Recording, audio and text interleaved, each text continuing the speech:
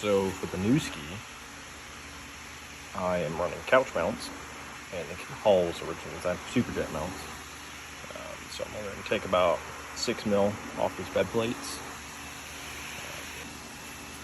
When I get finished cutting all these, I'll show you the end result. Got the old Bridgeport set up. Got a 3/4 inch mill on it, and that's what we're going to be using to cut these bed plates today.